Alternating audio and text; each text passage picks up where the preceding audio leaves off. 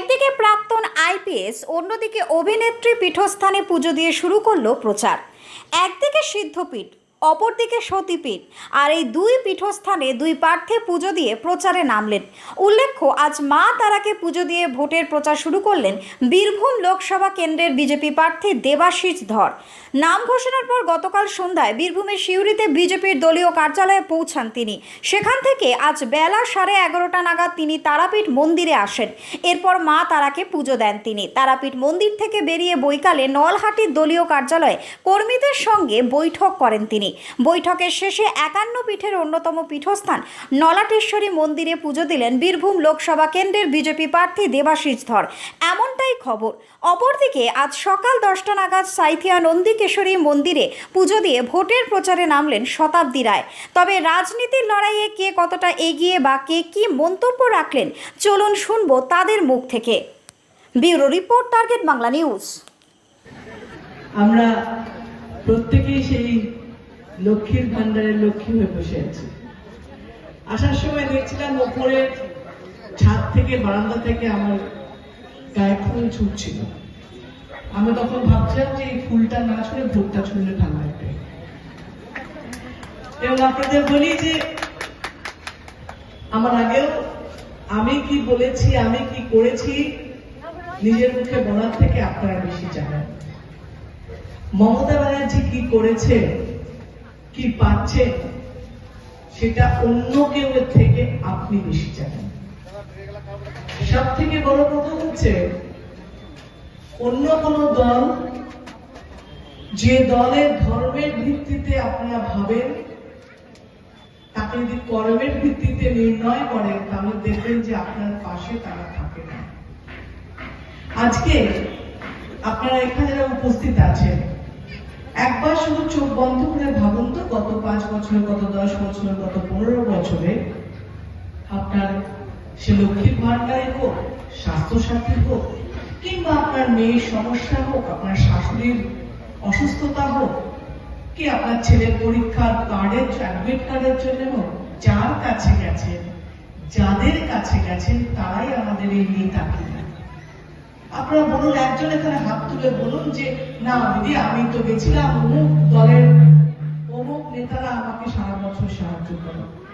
যদি আপনাকে অন্য কোন দলের নেতা সারা বছর সাহায্য করে, তাহলে প্লিজ আপনি তার সঙ্গে থাকুন, এটা আপনার কৃতজ্ঞতা বোধ থাকে। যদি তা না হয়, আমাদের নেতারা থাকে, আমাদের সরকার থাকে, আমাদের বিধায়ক থাকে, আমাদের সাংসদ থাকে, তাহলে আমরা দাবি করতেই পারি যে আমাদের ভোট দিন, কারণ আমরা কাজ দেখিয়ে ভোট নিচ্ছি। আমার এই নির্বাচন হচ্ছে 13ই মে, তার মানে আজকে 2 এপ্রিল। যারা 500 টাকা পেতেন তারা 1000 টাকা, যারা 1000 টাকা পেতেন তারা 1200 টাকা অলরেডি পেয়ে যাচ্ছেন।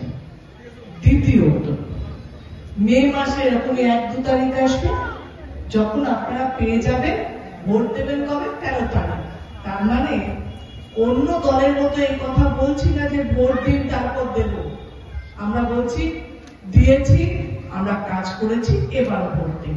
তফাৎ তো আছে, এই তফাৎ আপনাকে বুঝতে হবে। কে কি বোঝালো তা নয়, কোথায় কে বোঝাচ্ছে দেশের কি উন্নতির কথা। দেশের বলতে পারিনি, এটা আমি বলতে চাই যে আমাদের সরকার এবার যখন আসবেন, প্রশাসনিক সংস্কার হবেই। এই যে দীর্ঘ 50-60 বছরের যে সিস্টেম চলে আসছে, এবং এই সিস্টেম যদি না চেঞ্জ হয়, এই দলদাস হয়ে কাজ করার ব্যাপারটা এখান থেকে পরিবর্তন হবেই, এবং আমরা এটা করেই ছাড়বো। লোকসভায়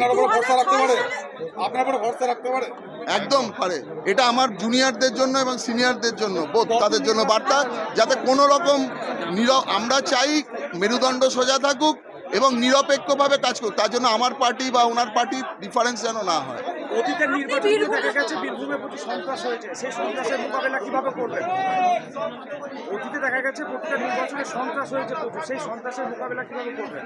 সেই সন্ত্রাসের মোকাবেলা করার জন্যই ইলেকশন কমিশন সচেষ্ট আছে, এবং আমরা বিভিন্নভাবে যা আমরা যে ব্যাপারগুলো আমরা পাচ্ছি, সেগুলো আমরা টাইম টু টাইম জানাবো, এবং আশা করব এবার ইলেকশন অত্যন্ত শান্তিপূর্ণ হবে। তথাপি আমরা প্রত্যেকটি ঘটনার উপরে নজর রাখছি। বিভিন্ন সময় দেখা গেছে দলের অন্তর্কলহ সংবাদ মাধ্যমের সামনে উঠে আপনি কিভাবে সেগুলো সামাল দেবেন? প্রথমত কোনো কলহ নেই। প্রথম কথা, কোনো ঘরে যদি 3-4 জন ভাই থাকে, প্রত্যেকের আলাদা ওপিনিয়ন অনেক সময় ফর্ম করে, এটা কোনো ব্যাপার নয়। আমাদের পার্টি সবচেয়ে বেশি সুশৃঙ্খল পার্টি। এখানে যিনি নেতৃত্ব যা কথা বলেন সেটাই আমরা সকলে মেনে চলি। শতাব্দী রায় বলেছেন আপনি কোনো প্রতিপক্ষই নন ওনার কাছে, তো কি মনে করছেন? উনি ভয় আগে নার্ভ হারিয়ে ফেলছেন, এটা তো প্রমাণ হয়।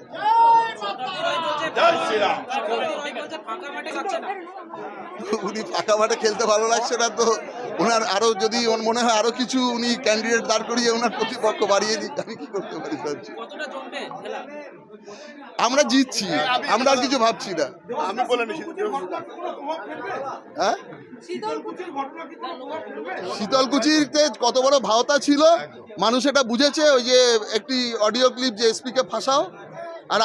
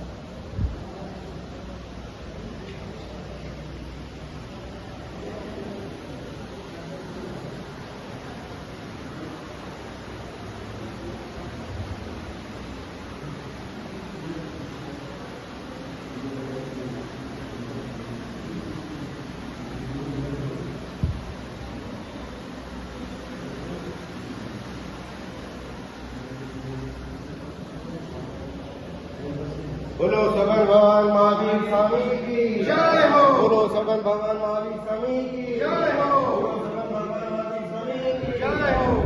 जैनम जयंती शासनम।